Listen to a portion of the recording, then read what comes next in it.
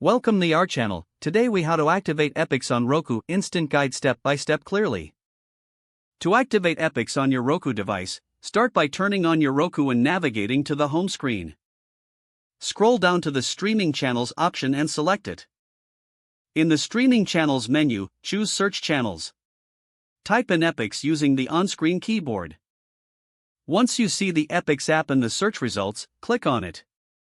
Select the Add Channel option to install the Epix channel on your Roku. After the installation is complete, go back to the home screen. Find and open the Epix app you just added. When the app launches, select Sign In or Activate. You will see an activation code displayed on your screen. Visit the Epix activation website on another device, like a computer or smartphone. Enter the activation code shown on your Roku screen into the website. Log into your Epix account or create a new account if you do not have one. Once logged in, your account will be linked to your Roku device. Return to your Roku device and the Epix app should now be activated. Enjoy streaming your favorite movies and shows on Epix. If the page does not load, refresh the browser or try again in a private or incognito window.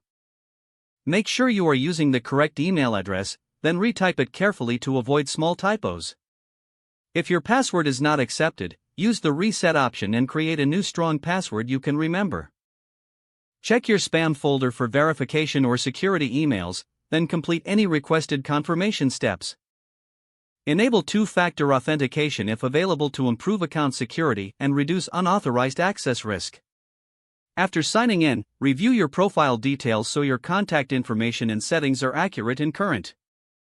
If you see an error message, note it down and try again after restarting your device and internet connection. Log out when you finish, especially on shared devices, to keep your account and payment information secure. If the page does not load, refresh the browser or try again in a private or incognito window. Make sure you are using the correct email address, then retype it carefully to avoid small typos.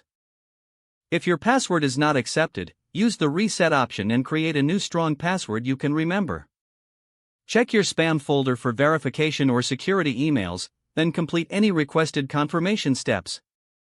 Enable two-factor authentication if available to improve account security and reduce unauthorized access risk.